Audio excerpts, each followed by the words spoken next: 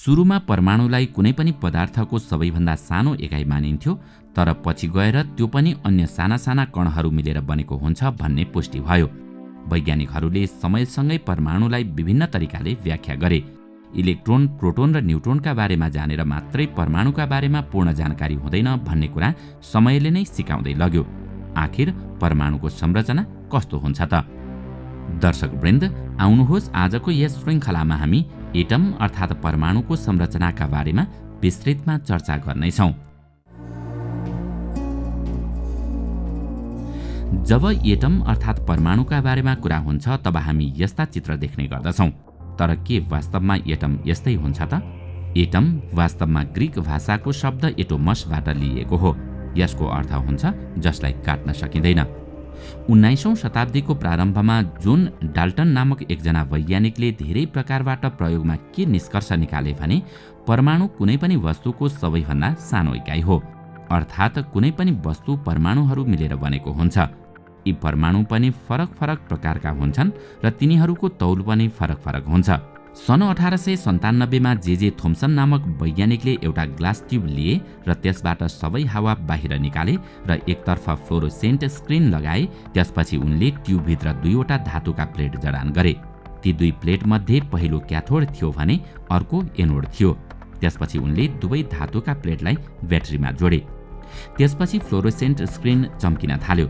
यसको अर्थ हो negative plate अर्थात् क्याथोडबाट केही कणहरू निस्केर पोजिटिभ प्लेट अर्थात् एनोडतिर गइरहेका छन् र यो छिद्रबाट निस्केर फ्लोरोसेन्ट स्क्रिनमा पर्ने गर्दछन्। त्यतिबेला उनले यी कणहरूलाई क्याथोड रे नामाकरण गरे, किनकि त्यतिबेला त्यो के हो भन्ने कसैलाई पनि थाहा थिएन। त्यसपछि उनले त्यसमा दुईवटा धातुका अन्य प्लेट पनि लगाए। त्यसलाई पनि एउटा सानो ब्याट्रीमा जोडे। त्यतिबेला क्याथोड रे नेगेटिभ प्लेटबाट टाढा गइरहेको थियो। यसको अर्थ क्याथोड रेमा नेगेटिभ चार्ज छ, किनकि समान चार्जले एक अर्कालाई टाढा धकेल्ने गर्दछन्। उनले यो विस्थापनको मापन गरे र क्याथोड रे कणहरूबाट बनेको हुन्छ भन्ने थाहा पाए, जुन परमाणु भन्दा पनि साना हुने गर्दछन् र त्यसमा नेगेटिभ चार्ज हुन्छ। यसको अर्थ के हो भने अहिलेसम्म परमाणुलाई सबैभन्दा सानो इकाइ मानिँदै आएको थियो, तर यो घटनापछि त्यसभित्र त्यो भन्दा पनि साना कणहरू हुने गर्दछन् भन्ने पत्ता लाग्यो।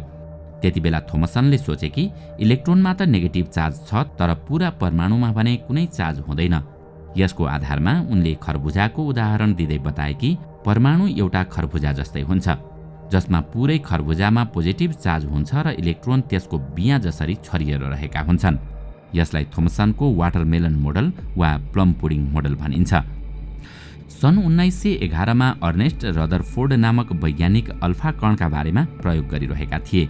यी कणमा पोजिटिभ चार्ज हुन्छ र यसको तौल इलेक्ट्रोनको तुलनामा 7200 गुणा बढी हुन्छ। रदरफोर्डले धेरै गति भएका अल्फा कणहरूलाई पातलो सुनको प्लेटबाट पास गराए।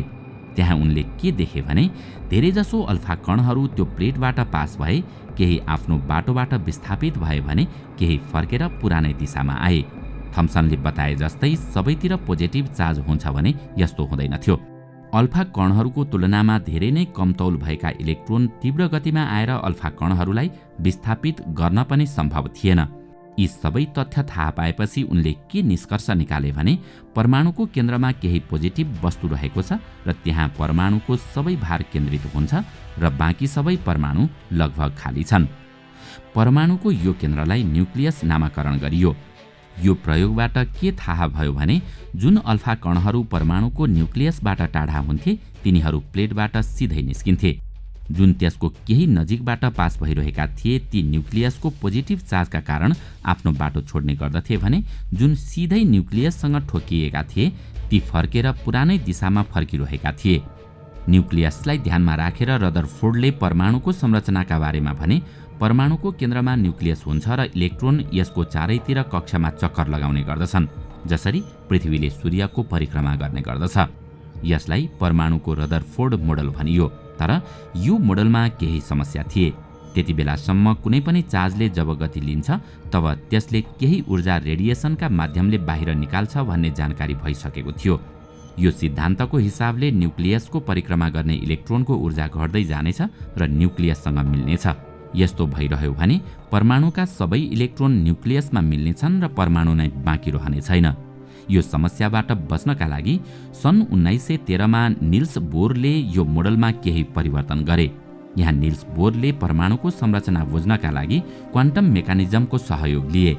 उनले इलेक्ट्रोन कुनै विशेष कक्षामा मात्रै परिक्रमा गर्न सक्छन् भने ती कक्षा न्युक्लियसको केही दूरीमा रहेका हुन्छन्। यदि इलेक्ट्रोन यी विशेष कक्षामा परिक्रमा गर्ने गर्दछन् भने त्यसको ऊर्जा कम हुँदैन र न्युक्लियसमा गएर मिल्ने छैनन्। इलेक्ट्रोनका लागि यी कक्षाको बीचमा कुनै स्थान हुने छैन। उनले भने कि इलेक्ट्रोन एउटा कक्षाबाट अर्को कक्षामा एउटा फोटोन लिएर वा एउटा फोटोन बाहिर निकालेर मात्रै जान सक्छ। परमाणुको यो मोडललाई बोर मोडल भनिन्छ। बोरले कक्षाको परिक्रमा गर्दा इलेक्ट्रोनको ऊर्जा कम हुँदैन भनेर त बताए, तर यस्तो किन हुँदैन भनेर बुझाउन भने सकेनन्। यसका साथै बोरको यो मोडलले अन्य धेरै कुरा पनि बुझाउन सकेन। बोरका अनुसार यदि कुनै परमाणुमा इलेक्ट्रोन एउटा कक्षाबाट अर्को कक्षामा जान्छ भने त्यहाँ विशेष ऊर्जाको फोटोन उत्पन्न हुने गर्दछ। यो परमाणुमा एउटा म्याग्नेटिक फिल्ड लगाएर हेर्दा पहिले निस्केको फोटोनमा 2 अन्य फोटोन पनि निस्किए। त्यसको ऊर्जा पहिलो फोटोनको बराबर नै थियो। यसलाई देखेर यस्तो लागिरहेको थियो कि बोरले भनेका कक्षामा अन्य 2 कक्षा पनि थिए जहाँबाट इलेक्ट्रोन अर्को कक्षामा जान सक्थे। यसको अर्थ बोरको परमाणु मोडलमा पनि अझै केही कमी थियो। सन् 1918मा अर्को एउटा खोज भयो। रदरफोर्डले परमाणुको केन्द्रलाई पोजिटिभ चार्ज भएको न्युक्लियस भनेका थिए, तर त्यसभित्र पोजिटिभ चार्ज भएका अन्य कण पनि थिए। त्यसैलाई पछि गएर प्रोटोन भनियो।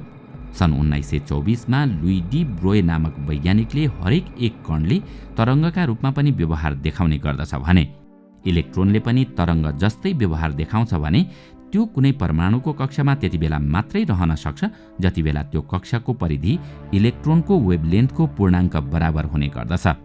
एर्विन श्रोडिङ्गर नामक वैज्ञानिकका अनुसार यदि इलेक्ट्रोनले तरङ्गको रूपमा व्यवहार देखाइरहेको छ भने त्यसका लागि एउटा वेभ इक्वेसन हुनुपर्दछ जसले त्यो वेभको व्यवहारलाई 3 वटै दिशामा बुझ्न सहयोग गर्नेछ। सन् 1926मा उनले यो इक्वेसन प्रतिपादन गरेका थिए जसलाई श्रोडिङ्गर इक्वेसनका नामले चिनिन्छ। आज पनि यसलाई क्वान्टम मेकानिक्सको सबैभन्दा महत्त्वपूर्ण इक्वेसन मानिन्छ। यो इक्वेसनमा साईले इलेक्ट्रोनको वेभ फङ्क्सन देखाउने गर्दछ। हुन त श्रोडिङ्गरको इक्वेसनको माध्यमबाट इलेक्ट्रोनको वेभ फङ्क्सनको गणना गर्न सकिन्छ, तर यो इक्वेसनले वेभ फङ्क्सन वास्तवमा के हो भनेर चाहिँ बताउँदैन।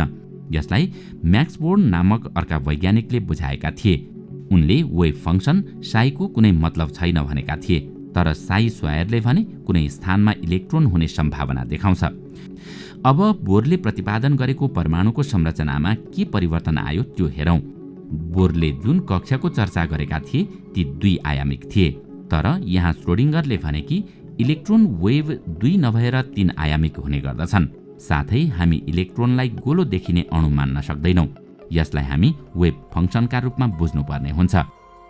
साई स्वायर जसले इलेक्ट्रोन हुने सम्भावना मात्रै बताउने गर्दछ, यस अनुसार यो गोलाकारभित्र इलेक्ट्रोन कहीँ पनि हुन सक्छ।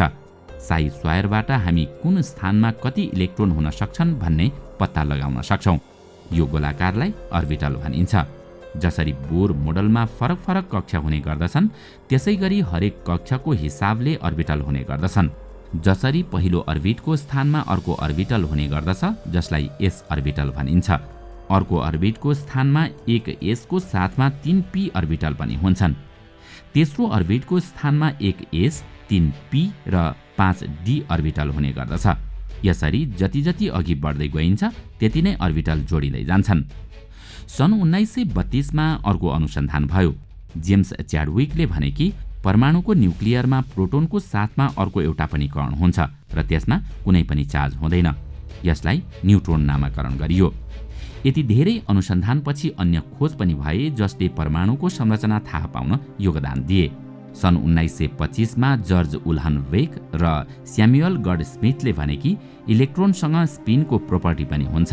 यसमा स्पिनको माथि या तल 2 मूल्य हुन सक्छ। अर्थात् इलेक्ट्रोनले न्युक्लियरको परिक्रमा गर्नुका साथसाथै आफै पनि आफ्नो कक्षामा घुमिरहने गर्दछ जसरी पृथ्वी घुम्ने गर्दछ। तर इलेक्ट्रोन यसरी घुमिरहेको छ कि छैन थाहा पाउन सकिँदैन, किनकि यसको आकार यति सानो छ कि त्यसको आकारका बारेमा हामीलाई अहिलेसम्म ज्ञान छैन। सन् 1925मा वोल्फग्याङ पौलीले कुनै अर्बिटलमा अधिकतम 2 इलेक्ट्रोन मात्रै रहन सक्ने बताए, त्यो पनि त्यतिबेला जब दुवैको स्पिन विपरीत दिशामा हुने गर्दछ। सन् 1927मा बर्नर हाइजेनबर्ग नामक एक वैज्ञानिकले एउटा निकै महत्त्वपूर्ण सिद्धान्त प्रतिपादन गरे जसलाई हाइजेनबर्ग अनसर्टेनिटी प्रिन्सिपल भनिन्छ। यदि इलेक्ट्रोनको कुरा गर्ने हो भने हामी यो सिद्धान्त अनुसार इलेक्ट्रोनको अवस्था र त्यसको संवेगका बारेमा बताउन सक्दैनौँ।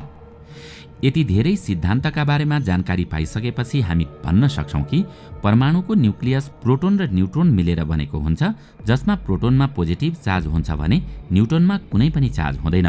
सिर्फ शुद्ध हाइड्रोजन परमाणु नै यस्तो हो जसको न्युक्लियसमा एउटा प्रोटोन हुन्छ र त्यसमा कुनै न्युट्रोन हुँदैन।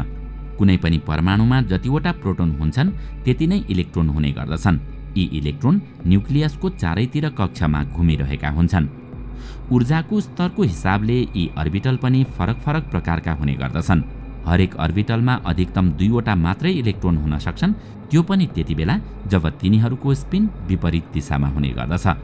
यसलाई क्वान्टम मेकानिकल मोडल वा क्लाउड मोडल पनि भनिन्छ। दर्शकवृन्द, आजको श्रृङ्खला तपाईलाई कस्तो लाग्यो हामीलाई कमेन्टमा अवश्य बताउनुहोला। साथै आजको श्रृङ्खला तपाईलाई राम्रो लाग्यो भने लाइक तथा सेयर गरी हाम्रो च्यानललाई सब्स्क्राइब गर्न नभुल्नुहोला र साथमा रहेको बेल आइकन पनि थिच्नुहोस् ताकि हामीले अपलोड गर्ने नयाँ भिडियोको जानकारी सबैभन्दा पहिला तपाईलाई प्राप्त होस्। आजका लागि यति नै। अर्को भिडियोमा अझै रोचक तथ्य लिएर आउने नै छौँ। तबसम्मको लागि बिदा दिनुहोस्। नमस्कार।